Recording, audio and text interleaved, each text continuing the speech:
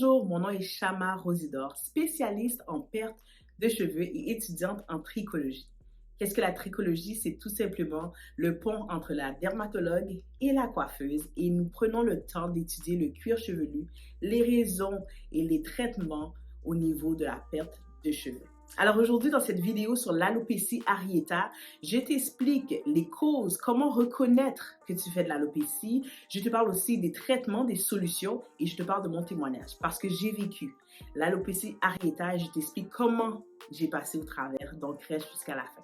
Alors je t'invite maintenant à t'inscrire dans le lien que nous avons plus bas de la vidéo pour pouvoir prendre connaissance de nos services au niveau des consultations qu'on peut t'offrir afin qu'on puisse régler ton problème d'alopécie, trouver les causes et les traitements qui vont pouvoir t'aider. Alors, qu'est-ce que l'alopécie? L'alopécie est tout simplement un terme médical qui indique une chute de cheveux. La chute de cheveux peut avoir différents degrés et c'est là que les différents types d'alopécie viennent en compte. Alors, je t'invite à aller voir notre prochaine vidéo qui sera sur les types d'alopécie et tu pourras comprendre quel type d'alopécie que tu fais et ainsi mieux traiter le problème pour qu'on puisse trouver une solution. Alors, qu'est-ce que l'alopécie areata ou mieux connue sous le nom de la pelade? C'est une perte de cheveux qui est par plaque et qui commence tout petit. Habituellement, ça commence par la grosseur d'un 2 $. Oui, aussi petit que 2 $ et ensuite, elle peut s'agrandir. La petite quantité de 2 $ que tu as perdu comme cheveux, cette partie-là, elle se caractérise par la peau d'une main. Elle est lisse, lisse, lisse souvent. Et aussi, tu peux avoir des démangeaisons, des irritations. C'est ce que j'ai eu. J'ai eu des démangeaisons dans cette partie-là. Et elle est toute minime. Et ensuite, elle peut agrandir, agrandir. Et comme tu le vois dans ma photo, j'ai perdu ensuite la moitié de mes cheveux. Mais ça a commencé par un 2 $. Les causes maintenant, les causes de l'alopécie areata, c'est souvent causé par une maladie auto-immune ou le stress. Et les maladies auto-immunes, vous pouvez rentrer là-dedans toutes les personnes qui souffrent d'asthme, les personnes qui souffrent d'anémie, les personnes qui souffrent de lupus, de diabète de type 1, toutes les personnes qui souffrent d'allergies saisonnières, tous ces types de maladies peuvent vous prédisposer à souffrir d'alopécie areata ou la pelade. L'autre cause, c'est le stress. Et c'est ce que j'ai vécu. C'est la raison de mon stress, c'est les stress que j'ai eus qui m'ont causé l'alopécie areata et je t'en parle un peu plus loin au niveau de ma perte de cheveux qui a commencé comme un 2 $ et qui s'est agrandi au niveau de la moitié de mes cheveux. Alors, comment la reconnaître? Comme on t'a dit, c'est vraiment une section. Ensuite, elle est très lisse, cette section-ci. Et comment la traiter maintenant? Comment la traiter? Tout dépendant le type de raison que tu as par rapport à ton alopécie. Premièrement, je te suggère d'aller voir un dermatologue, une trichologiste ou une spécialiste en perte de cheveux. Et comme je t'ai conseillé de le faire, tu peux prendre une consultation avec nous dans le lien afin qu'on puisse discuter ensemble des causes et des caractéristiques de ton alopécie et comprendre quels sont les traitements ou qu'est-ce qu'on peut faire par rapport à ton alopécie. Il y a aussi, si ta cause, c'est le stress, il faut réduire le stress. Il faut réduire le stress et bien manger, donner le plus de nutriments possible à son corps pour que le cuir chevelu puisse en bénéficier et avoir une pousse de cheveux parfaite. Parlons de mon expérience. Ça a été une expérience assez difficile parce que je ne comprenais pas que je souffrais d'alopécie. Je ne connaissais pas ce type d'alopécie-là du tout. Et comme je vous dis, c'était la grosseur d'un 2 $. Pour moi, c'était pas la fin du monde. Je veux dire, je peux avoir tiré une mèche, que ça peut être arrivé lorsque j'ai fait une coiffure trop serrée, une coiffure protectrice ou quoi que ce soit. Mais c'est lorsque ça commençait à grandir que je me suis dit là, il y a peut-être un problème. Alors tout ça a commencé en juin 2021, où j'ai eu ma première perte de cheveux et c'était vraiment la grosseur d'un 2 $.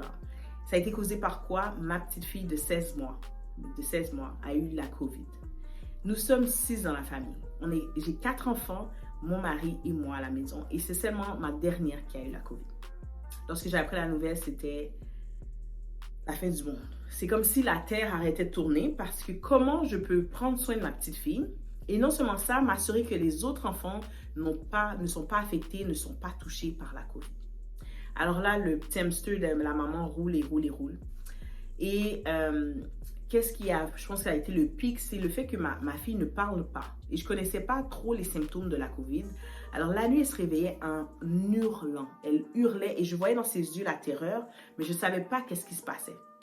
Et c'est là qu'en lisant sur la COVID, je comprends que ma fille avait des douleurs musculaires à l'intérieur du corps et elle ne pouvait pas parler, elle avait que 16 mois. Le cœur de la mère, là, elle a flanché. Elle a flanché et je devais savoir comment gérer mes autres enfants, donc les garder à la maison parce qu'on était en isolement. Habituellement, l'isolement était 1 ou 2 semaines, mais là, on a eu un isolement de 4 semaines. Alors, ça a été quand même... ça a été difficile. Ça a été difficile et c'est pour ça que j'essayais de contenir le tout. La famille, l'entreprise que je devais gérer qui est en plein essor. Alors, c'était beaucoup. Et moi, j'ai réalisé que mon stress, je le gardais tout à l'intérieur et ça sortit par mes cheveux. Alors, comme je te disais, ça a commencé par un 2 $. Ensuite, ça a commencé à grandir. Donc, on est juin, ça a tombé comme un 2 $. Juillet ou septembre, c'était beaucoup plus gros. C'était rendu assez gros. Presque la moitié de mes cheveux. Et là, je me suis dit, OK, il y a un problème. Alors, c'est là que j'ai pris la décision d'aller rencontrer Cynthia Bouzy, qui a pu faire ma consultation et qui a pu me poser les questions qu'il fallait en tant que trichologiste pour m'amener à comprendre que Chama, tu souffres de stress. C'est pour ça que tu as eu ton alopécie areata. Je lui ai dit, OK, mais stress, tu veux dire quoi? Parce que j'ai 4 enfants, j'ai mon époux, j'ai mon entreprise à rouler. Donc, comment je peux réduire mon stress? C'est des choses essentielles.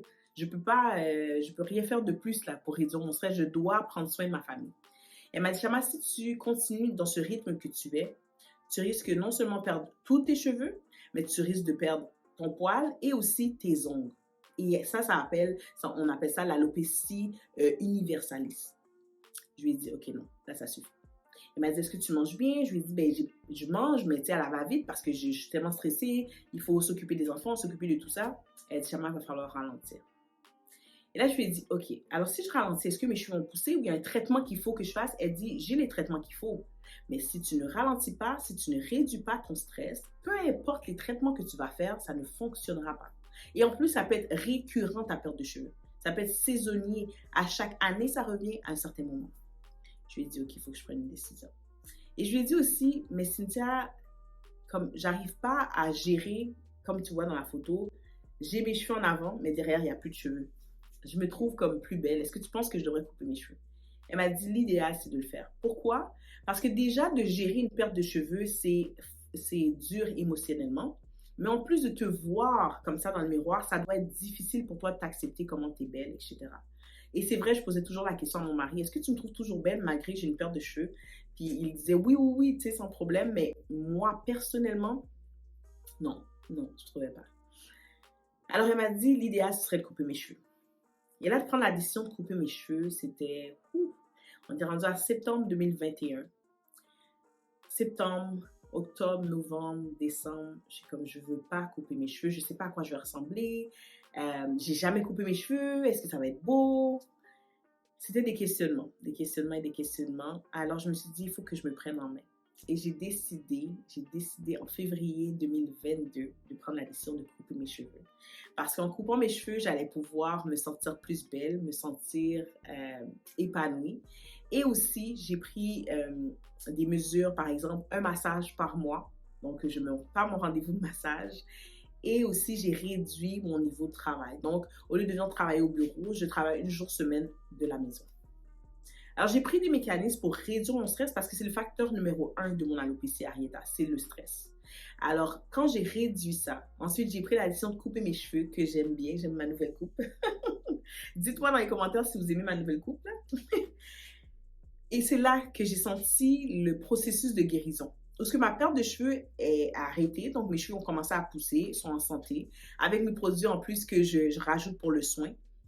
Et qu'est-ce que j'ai pris pour pouvoir réduire le stress? Je suis en mode guérison. Et en plus, je suis allée prendre les cours pour étudier la perte de cheveux, comprendre comment bien la traiter. Donc maintenant, je te dirais, je suis épanouie et je suis contente d'avoir pris la décision de couper mes cheveux pour accepter que je passe à un autre niveau, que je passe à autre chose et que je prends plus soin de moi. Alors, je t'invite toi, si tu te reconnais dans mon témoignage, tu te reconnais dans les causes ou dans comment se reconnaître par rapport à l'alopécie areata, je te dirais de prendre du temps pour toi. Si c'est le stress, de prendre du temps pour toi, de s'arrêter afin de mieux rebondir et que tu puisses avoir ta couronne qui représente ton identité et que tu puisses vraiment fièrement la porter. Alors avant de vous quitter, je t'invite encore une fois à t'inscrire à notre infolettre afin de pouvoir discuter avec moi et ma collègue trichologiste pour pouvoir avoir une consultation, pouvoir parler des causes de tes problèmes d'alopécie et pouvoir trouver des solutions.